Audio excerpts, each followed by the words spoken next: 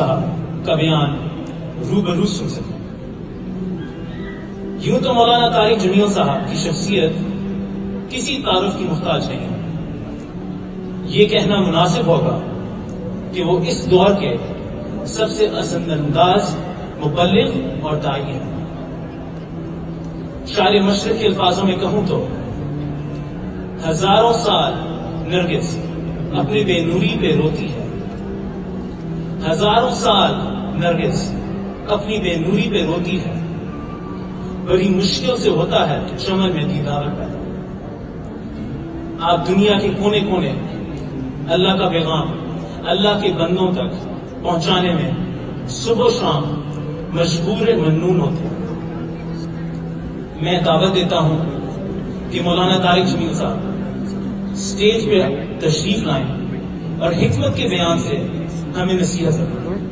مولانا طارق جمیل حرم کس کا حرم؟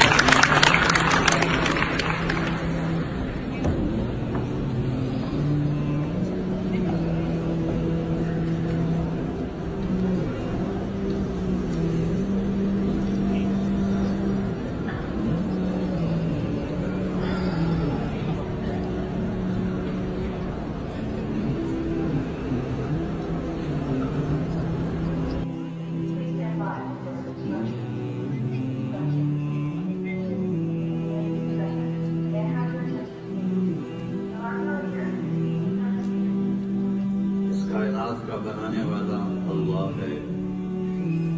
ان ربکم اللہ رب اللہ کون؟ الذی خلق السماوات والارض، اس نے زمین آسمان کو بنایا، والارض بعد ذلک دحاها، اس نے زمین کو بچھایا، رفع سمکہا فسواہا، اس نے آسمان کو بلند کر کے اس کی چھت کو برابر کیا، زمین سے اخرج منہا ماءہا ومرعاہا، وہ اللہ جس نے زمین سے چارے اور پانی کو نکالا، والجبال ارساہا، وہ اللہ جس نے پہاڑوں کو گاڑا، متاعا لکم ولانعامکم، ہمارے لیے ہمارے جانوروں کے لیے، انا سببنا الماء صبا، وہ اللہ جو بارش برساتا ہے، ثم شققنا الارض شقا، جو زمین کو پھاڑتا ہے، فانبتنا فیہا حبا وعنبا، جو اس میں سے پھل پھول نکالتا ہے، وہ اللہ جو یرسل الریاح مبشرات، جو ہواؤں کو لاتا ہے، والسحاب المسخر بین السماء والارض، جو زمین آسمان کے درمیان بادلوں کو کھڑا کرتا ہے۔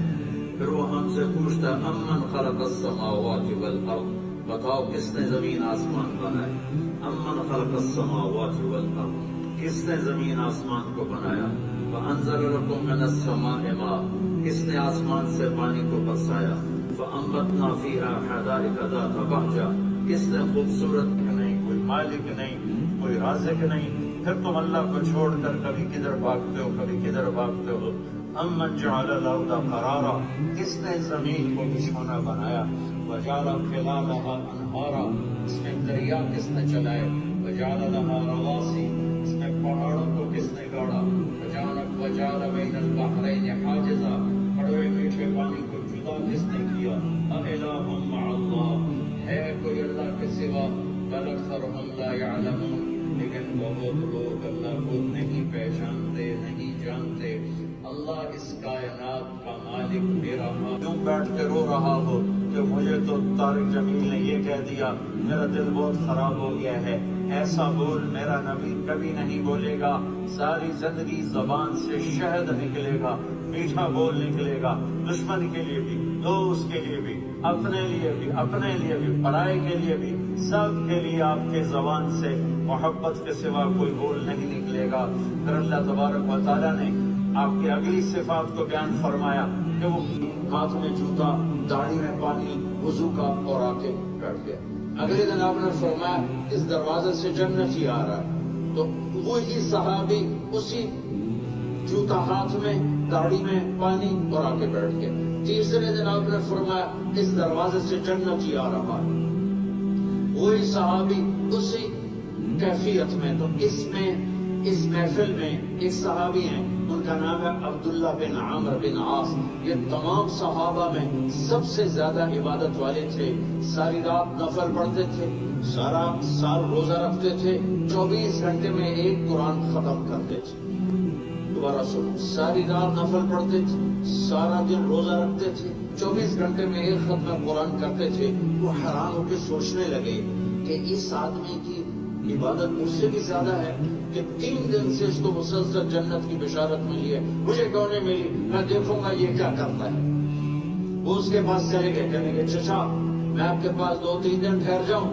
کہاں بیٹھے ٹھہرو، کوئی مسئلہ نہیں، آؤ بتائیے. تو رات کو عشاء کی نماز کے بعد آئے اور جلدی سے چادر اوپر لی اور اس میں تھوڑا سا یوں کر کے اور دیکھنے لگے کہ اب یہ بزرگ کیا کرتے ہیں. وہ بزرگ صحابی آئے اور بستر پر لیٹے، سونے کی دعا پڑی، اللہم بسمک اموت و احیا، اور جو سوئے فجر کی اذان. وہ ساری رات دیکھ. بولے سہیل بن عمرو آپ سخی ہیں، سخی کے بیٹے.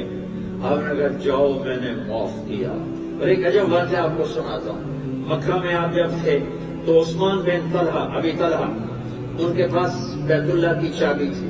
آپ نے ان سے کہا عثمان ذرا کھول دو دروازہ، میں بیت اللہ کے اندر جانا چاہتا ہوں. اس نے بہت سختی سے کہا چلو تیرے لیے دروازہ کھولوں گا. بالکل نہیں کھولوں گا. تو آپ نے فرمایا اچھا پھر وہ کیا دن ہوگا جب یہ چابی میرے ہاتھ میں ہوگی، میں جسے چاہوں گا دوں گا. وہ کہنے لگا قریش پر یہ دن کبھی نہیں آئے گا کہ تیرے ہاتھ میں چابی ہو. مکہ فتح ہوا تو آپ نے فرمایا عثمان بن ابی طلحہ کو ڈھونڈو اور جاؤ اسے چابی بھی لے کر آؤ. تو حضرت علی گئے، ان کو ڈھونڈتے ڈھونڈتے وہ گھر میں چھپے ہوئے تھے، ان سے چابی بھی چھینی اور ان کو گھسیٹ کر لائے اور چابی اللہ کے نبی کو دی. ارے اب کیا کرنا چاہیے تھا کہ آپ کہتے ہیں اس کا سر اڑاؤ. اب وہ کھڑے ہوئے حضرت عباس بولے یا رسول اللہ چابی بھی ہمیں دے دیں، پانی بھی ہم پلاتے ہیں، کھانا بھی کھلاتے ہیں، چابی بھی بیت اللہ کی ہمارے پاس ہو تو جتنا بیت اللہ کا آنر ہے سارا ہمیں مل جائے. تو آپ نے کہا عثمان، وہ یوں کھڑا ہوا. آپ نے کہا عثمان اور کھڑا، وہ شرم سے اوپر دیکھتا ہی نہیں. تو آپ نے کہا میری طرف دیکھو. تو یوں کر کے دیکھا. تو آپ نے کہا یہ کیا ہے، یہ کیا ہے؟